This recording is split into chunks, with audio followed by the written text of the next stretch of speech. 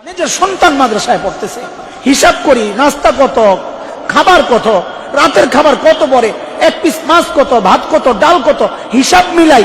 আরে ভাই, ফজরের আগে আপনি কয়দিন উঠছেন?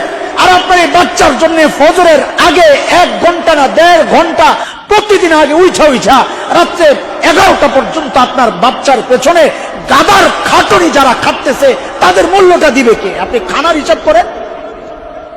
মাওলানা সাদ সাহেব হাদাহুল্লাহ একটা বক্তব্য দিয়েছিলেন, হয়তো অনেকের জানা, যে মাদ্রাসায় পড়ায় দিনই কাজ করে বিনিময় নেওয়া জায়েজ নাই। আমি আর জবাবে বলি, এটা প্রায় শুধু পড়ানিটাই দেখলেন, শুধু পড়ানিটাই দেখলেন, ওলামায়ে কেরাম শুধু পড়াইয়াই পয়সা নিতেছে। আর সেই যে ফজরের আগ থেকে আপনার বাচ্চার পেছনে মেহনত করতেছে, সে ঘুমাইলো কিনা, খাইলো কিনা, ঠিক মতো টয়লেট ছাড়তেছে কিনা, গোসল করছে কিনা, ব্রাশ করছে কিনা, আরে আমার উস্তাদরা তো নখ কাটছে কিনা, ওইটাও দেখে। এগুলোর মূল্য নাই, আমরা শুধু পড়ায় টাকা নিতেছি। আল্লাহর ওয়াস্তে যদি উত্তম গার্ডিয়ান অভিভাবক হতে চান, যাকে আল্লাহ হাসরের মাঠে নূরের টুপি পরাবে, না কি কপাল আপনাদের। যদি চান যে আমার মাথায়ও মালিকের পক্ষের ওই পুরস্কার উঠুক, ভাই দিল থেকে মহাব্বত কইরা এই প্রতিষ্ঠানকে দিলের মধ্যে একটু জায়গা দিয়ে, আপনার পকেট দরকার নাই, আমার আপনার পকেটের দরকার নাই, দিলের মধ্যে একটু জায়গা দেন মাদ্রাসাকে, মাদ্রাসার উস্তাদদেরকে, মুহতামিম সাহেবকে, জিম্মাদারকে দিলে একটু জায়গা দেন। ইনশাআল্লাহ আখিরাতের জান্নাতে আল্লাহ আপনার জায়গার ব্যবস্থা করবেন, ইনশাআল্লাহ করবেন, ইনশাআল্লাহ। ছাত্র ভাই, তোমাদের উদ্দেশ্যে আমি তোমাদের ভাই একজন, আমি বড় ভাই, আমরা বড়দের মুখে শুনেছি, এটা খুব বেশি শুনেছি, আল আদাব ক্বাবলা তালাব। এই মুহূর্তে এটা খুব বেশি প্রকট, এই জন্য একটা কথা বলে আমি বড়দের কাছে মাইক ছেড়ে দিব। আল আদাব ক্বাবলা তালাব, তোমরা ছোট মানুষ অতটা বুঝবা না।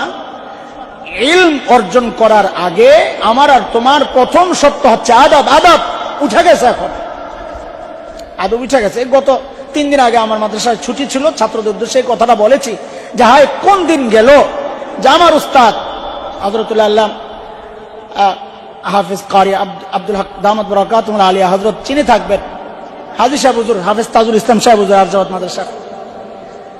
তাকাইলে আমরা এতটা ভয় পাইছি যে একদিন আসরের নামাজের আগে হেফজখানা একটু ঢিলে ঢালা সময়টা হলো আসরের নামাজের আগে দিয়া। তো দুইজন পাশাপাশি বসে বসে কথা বলতেছি, মাদ্রাসার পাশ দিয়েই রাস্তা ছিল তখন, আরজাওয়াদের হেফজখানায় 88 কথা বলতেছি। ওই রাস্তা থেকে জানালা দিয়ে হুজুর শুধু তাকাইছেন, আমি সাথে সাথে পেশাব করে দিছি, সাথে পেশাব করে দিছি। কি ভয় পাইছি ওস্তাদ। আর এখনো ওস্তাদের কি মহব্বত আর আজমত দিলের মধ্যে লালন করি।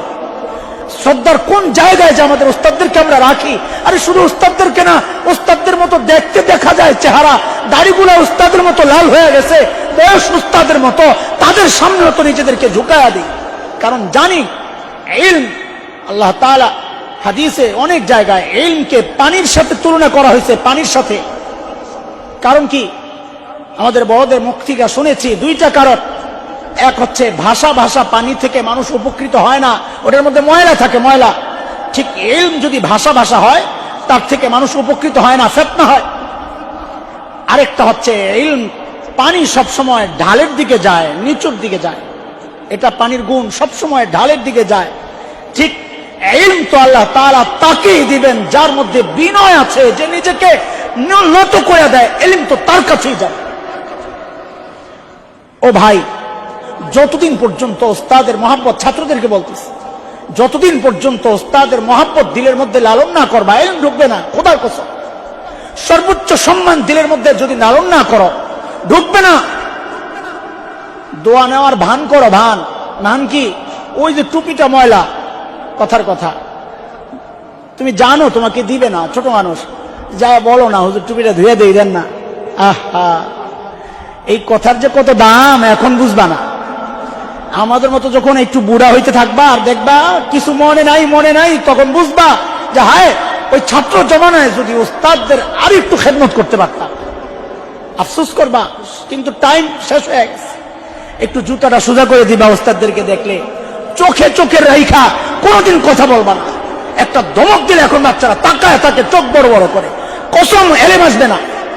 এলেম এত সস্তা জিনিস না, যাকে তাকে আল্লাহ এলেম দিবেন, গুনাহগারকে আল্লাহ এলেম দিবেনই না।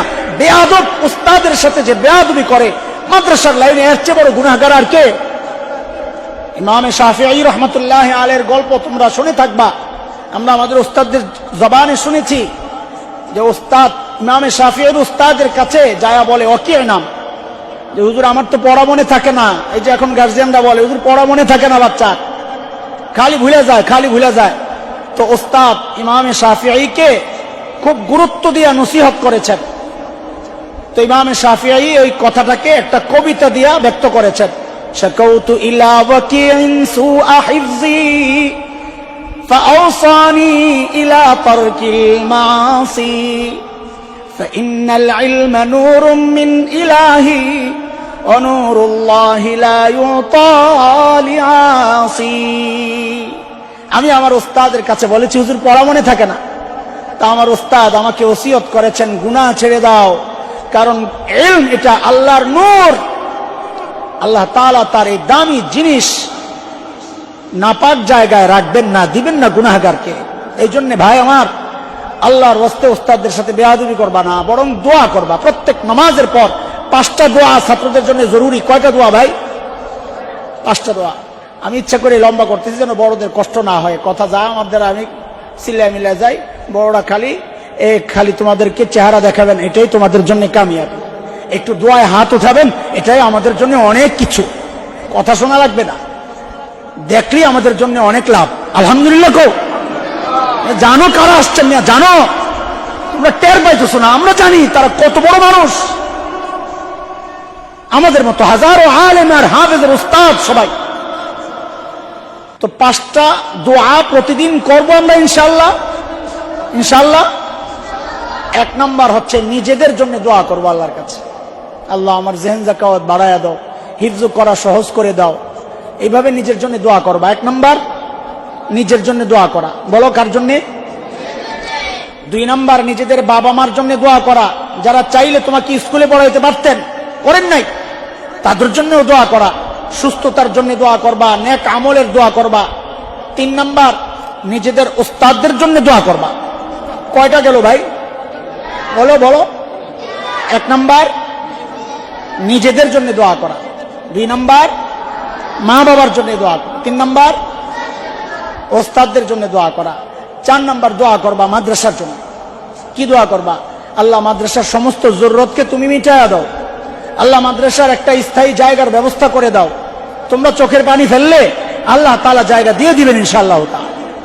5 নাম্বার দোয়া করবা মাদ্রাসার সাথে যারাই সংশ্লিষ্ট সম্পৃক্ত, অর্থ দিয়ে, সময় দিয়ে, শ্রম দিয়ে, ফিকির দিয়ে, পরামর্শ দিয়ে যারাই মাদ্রাসাকে সহযোগিতা করেন, আমাদের রানা ভাই সহ আরো যারা আছেন, যারা মাদ্রাসাকে মহব্বত করেন, সবার জন্য, মাদ্রাসার হিতাকাঙ্ক্ষী যারা, সবার জন্য দোয়া করবা। আল্লাহ প্রত্যেকের এই মেহনত আর এই কাজকে তুমি নাজাতের ওসিলা বানায়া দাও। এইভাবে দোয়া করবা ইনশাআল্লাহ। কয়টা দোয়া ভাই? কয়টা দোয়া? 5টা দোয়া। আর আমাদের এই সমস্ত বুজুর্গদের জন্য মাঝে মধ্যে দোয়া করবা, আল্লাহ তাআলা যেন তাদের নেক হায়াত অনেক বেশি বাড়ায়া দেন। ওনারা চলে গেলে তো আমরা এতিম হয়ে যাবো রে ভাই, ওনারা চলে গেলে আমরা এতিম হয়ে যাব। ইমামে মুহাম্মদ ইবনে ইসমাঈল ইমামে বুখারী সম্পর্কে ওনার সময়ের এক মুহাদ্দিস বলেন, লাউ কুনতু আকদিরু আন আযীদা ফি উমরি মুহাম্মদ ইবনে ইসমাঈল লাফআলতু মিন উমরি, যে আমার যদি তৌফিক থাকতো, ক্ষমতা থাকতো, যে আমার বয়স থেকে মুহাম্মদ ইবনে ইসমাঈলের বয়সকে বাড়ায়া দিব, তা আমি দিয়ে দিতাম। লাফআলতু, আমি করতাম এটা। কেন? লিআন্না মাউতি মাউতু রাজুলিন ওয়াহিদ, আমি মারা গেলে একজন মানুষই মারা যাবে, আর ওয়ামাউতুহু যাহাবুল ইলম, আর ইমাম মুহাম্মদ ইবনে ইসমাঈল বুখারী যদি চলে যায় তো ইলম চলে যাবে। আরে ভাই, আমি আর তুমি মরলে একজন মানুষ মরবে, আর এই ব্যক্তিগুলো মারা গেলে এক একজন মারা যাবে, মানে এক একটা প্রতিষ্ঠান মারা যাবে, ইলমের বড় বড় জাহাজ মারা যাবে। এই জন্য এই সমস্ত বুজুর্গদের জন্য আল্লাহ তাআলা লম্বা নেক হায়াত দান করেন। জোরে বলো আমিন। আমিন। বেয়াদবি মাফ করে দেন হযরত, সবাই আমার উস্তাদ। আল্লাহ তাআলা যেন আমাকেও আপনাদের মতো কবুল করেন, আপনাদের পেছনে পেছনে চলার তৌফিক দান করেন। আমিন। ওয়া আখির দাওয়ানা আলহামদুলিল্লাহ।